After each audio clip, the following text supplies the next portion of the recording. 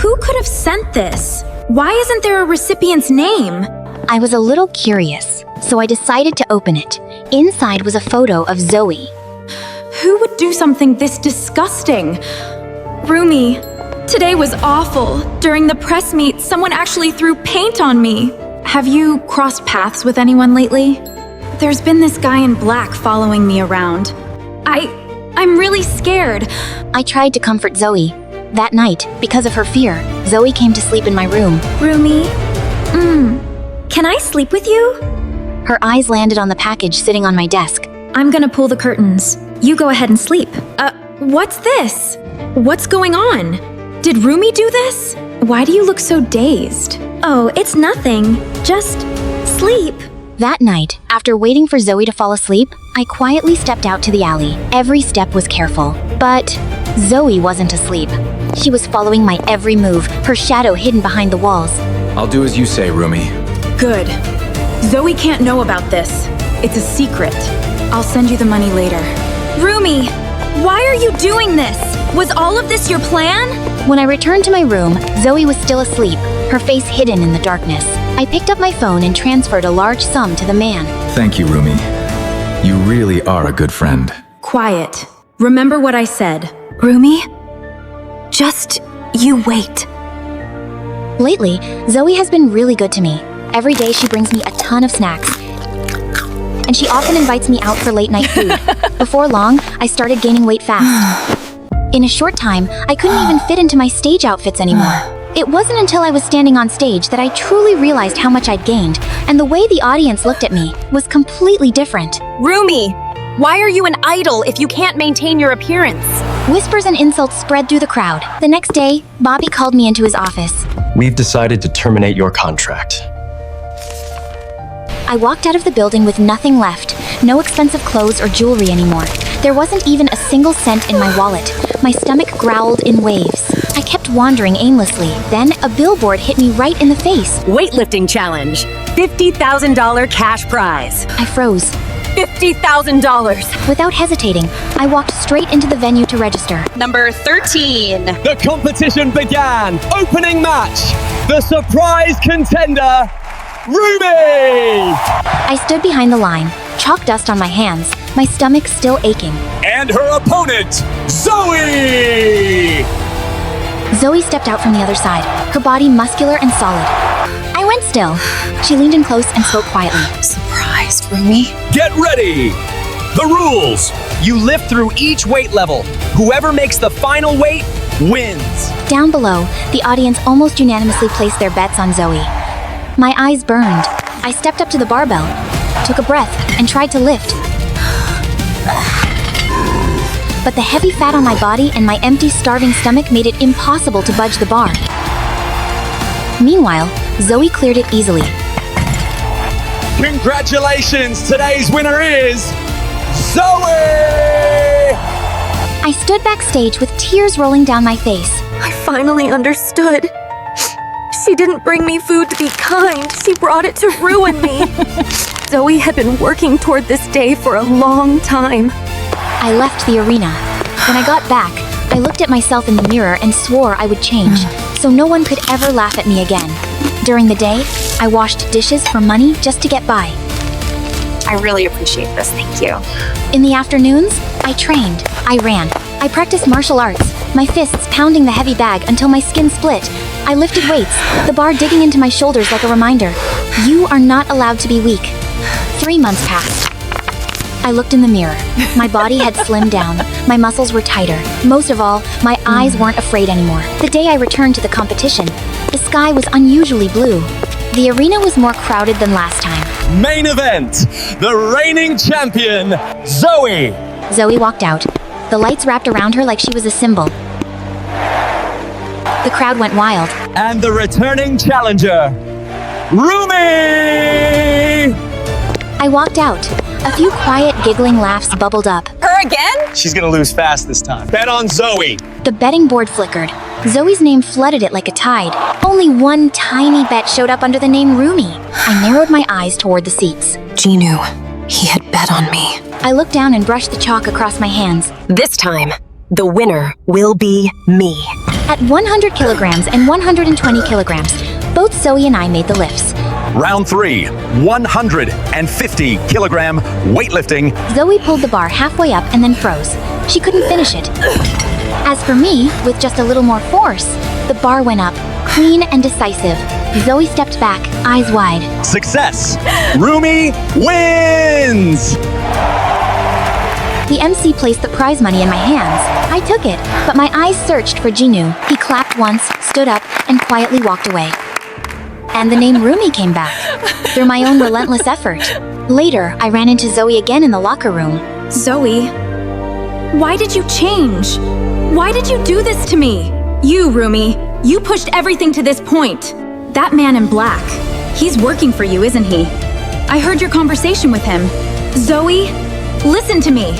That man in black, years ago, he insulted you and left scars of insecurity in your heart for years. After he got out of prison, he came back to threaten you again. I knew about it, so I warned him. I even gave him some money to go elsewhere. I didn't want you to have to be scared again. Zoe looked at me, eyes wide. He once sent a package to your home. I hid it. I didn't want you to see it. I didn't want you to be scared. I only wanted to protect you. The room fell silent for a moment. Then, suddenly, Zoe stepped forward and threw herself into my arms. Rumi, I'm sorry. I went too far. I didn't understand anything. Don't worry. We're still on the same team. This is just the beginning, Rumi. I left home with my bag in hand, my mind in complete turmoil. I walked into the convenience store just to buy a bottle of water. As soon as I stepped inside, I noticed a man standing near the counter. The way he looked at me sent a chill down my spine. While I was choosing a drink, I heard slow footsteps coming closer. Then an arm slipped around my waist. I jumped and shoved him away. What are you doing? He smirked and forced me back into a corner hidden from the camera. Don't be so tense. My heart was pounding. I looked around, but there was no one there. When his hand reached for me again, I stomped hard on his foot. He dropped to his knees. I ran straight out the door. And only then did I stop at a stone bench by the roadside and sit down. A little while later, Derpy showed up. It ran over and nuzzled its head into my lap. I lowered my hand to pet its head and let out a long sigh. I really ran away from home, Derpy. And then I started telling it everything. This afternoon, I went to see Jinu. I saw a pair of women's shoes sitting outside. I froze on the spot. Jinu opened the door. Rumi? What are you doing here? Who's in your house? There's no one here. I could still hear the sound of running water inside. Someone was clearly taking a shower. I was about to walk in, but Jinu immediately stopped me. Rumi, wait. Don't go in yet. Why can't I go in? Just calm down first. He took my hand and guided me to the sofa. I looked around and then suddenly noticed 2 glasses of water on the table. One was normal, but on the rim of the other glass, there was a very clear lipstick mark. And yet you said there was no one here? Rumi, don't get the wrong idea. What else am I supposed to think? There are women's shoes outside, the sound of water inside, and 2 glasses on the table, one of them with a lipstick mark on it. Just listen to me explain. I don't want to hear it! I turned around and left immediately. I went home feeling both angry and hurt. The moment I walked in, I saw Mira sitting on the sofa. Where's Zoe? Zoe isn't here. I went straight upstairs to my room. I sat there for a while, then suddenly froze. Those were Zoe's shoes. I had seen her wear that pair before. My heart started pounding. The more I thought about it, the more everything connected in the worst possible way. A little while later, I went downstairs to the kitchen. Mira was making a glass of orange juice. When she saw me, she turned around and handed the glass to me. Have a little. I took the glass, but the moment I held it, it slipped from my hand and fell to the floor. The spilled liquid started bubbling. Mira! What is this? No, Rumi, it's not like that. Listen to me explain. In a fit of anger, I stormed back upstairs, grabbed my bag, and left home. I looked down at Derpy. Just a moment ago, some creep tried to hurt me. Luckily, I got away in time. One thing after another. I swear, my luck is rotten today. I reached into my bag and took out a bun. I was just about to put it in my mouth when Derpy's stomach growled. It turned to look at me with the most pitiful expression. Are you hungry? Derpy nodded. I looked at the bun in my hand, then gave it to him. But why did you come out here? While eating, Derpy explained. It turned out that just as it was getting ready to eat, Ginu had taken the bib it was wearing and used it to wipe muddy footprints off the floor. It got so mad that it left. He used your bib to wipe the floor? Derpy nodded angrily. That's unbelievable! The two of us sat there a while longer. Just then, a man suddenly ran past, snatched my bag. Hey! My bag! I jumped up and ran after him immediately. Derpy panicked and ran after us too. I chased the man into an alley. When we reached the end of it, he stopped. And he wasn't alone. There were about 5 or 6 of them. I came to a stop. One of them looked at me and smirked. You've got guts, pretty girl. Aren't you scared chasing us all the way here? Give me back my bag right now, or I'll call the police! The whole group burst into laughter. The way they looked at me was full of calculation. Just then, a familiar voice rang out from behind me. Stop. I turned around. Ginu was standing there. Give her bag back. Who the hell are you to order us around? The group immediately charged at him. Ginu rushed forward and started fighting them. I stood there frozen, staring at the scene in front of me. He was taking on 5 or 6 men by himself. He fought back fiercely, but it was obvious he couldn't hold out for long. In the middle of the chaos, Ginu managed to yank my bag from one of them.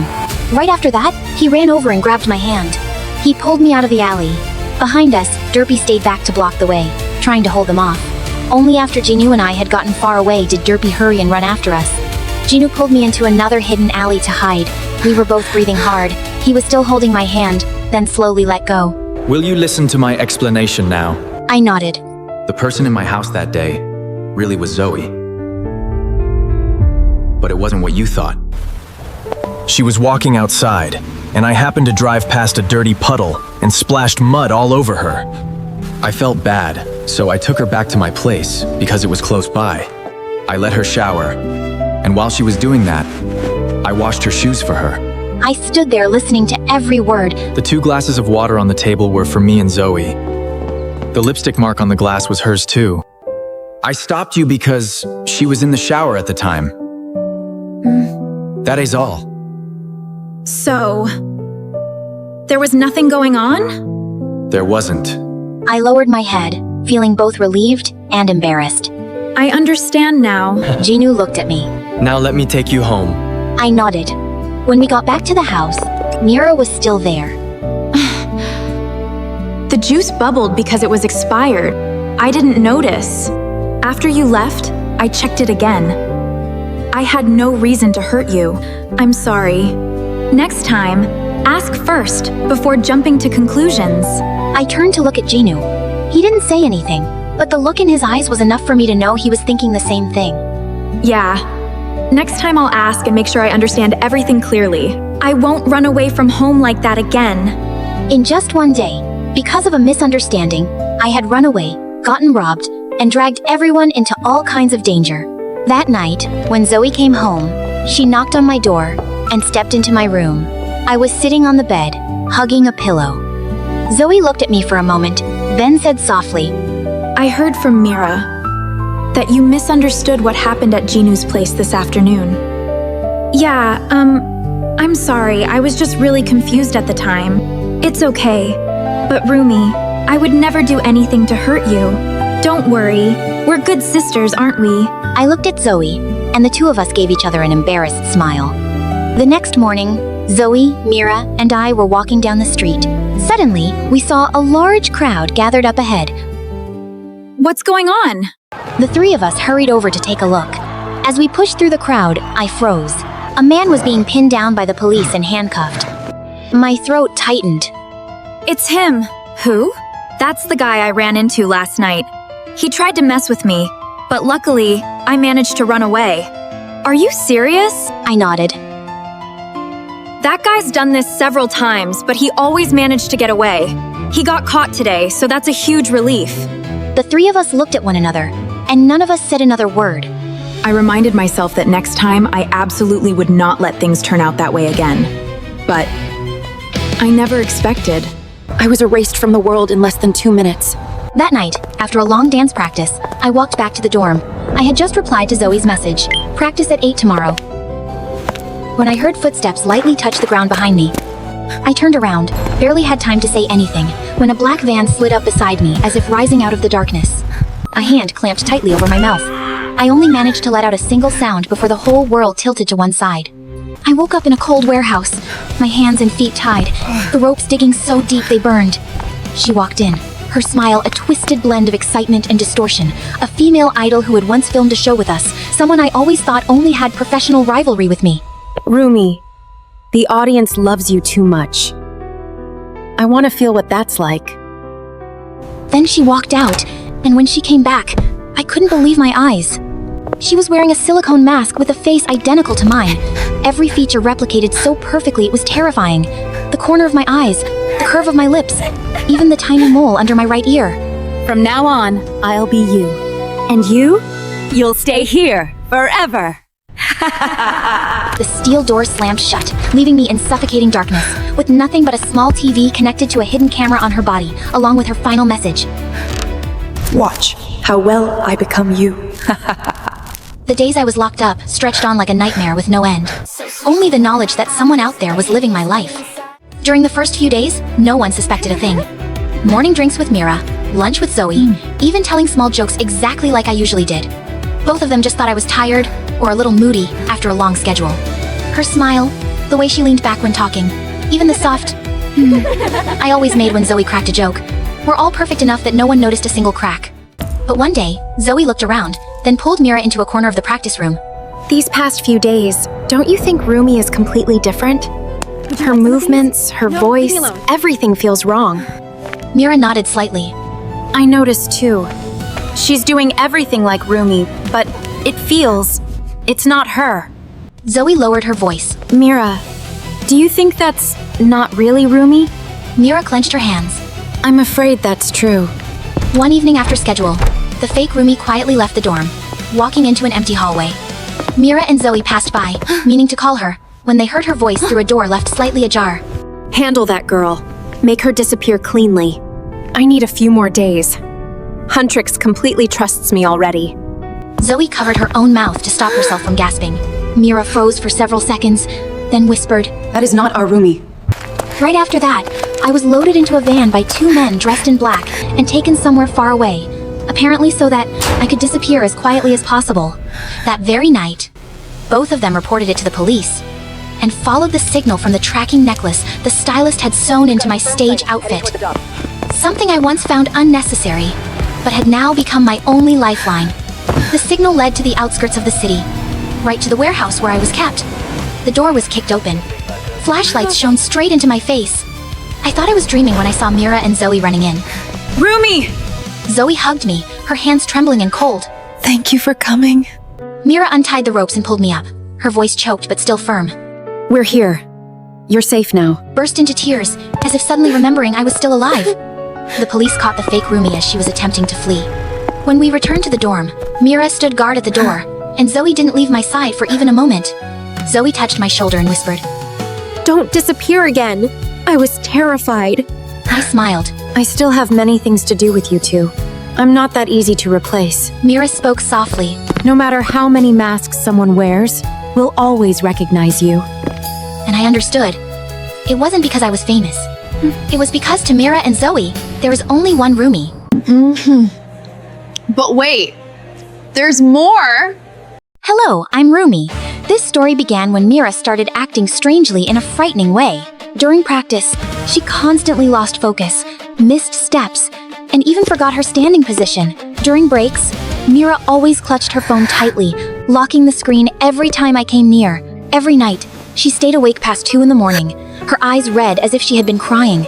That evening, when I asked directly, Mira, are you dating someone? Mira froze for a second, then gave a shy smile. She didn't answer, but she didn't deny it either. Did I hit the mark? The next night, I woke up because I heard the door open very softly. Looking through the gap of the bunk bed, I saw Mira putting on a jacket, quietly stepping out into the hallway. 3 in the morning. A female idol walking alone. Too dangerous. I immediately followed her. Mira turned into the back road behind the dorm, the one without security cameras, lit only by a few dim yellow streetlights. And then I saw something I didn't want to see. 2 long shadows cast on the ground, overlapping each other. I hid behind the corner wall, holding my breath. The man spoke in a low, suggestive voice. I think about you every single day. Mira only lowered her head. Please, don't come near the company. I don't want anyone to know. The man chuckled, leaned down to whisper something, then patted Mira's head. The next morning, while Zoe was still asleep, I pulled Mira out into the hallway. Mira, you don't have to hide from us, even if you're in love with someone. I'll still support you. Just tell the truth. Mira looked at me, her eyes dark and exhausted like she hadn't slept for days.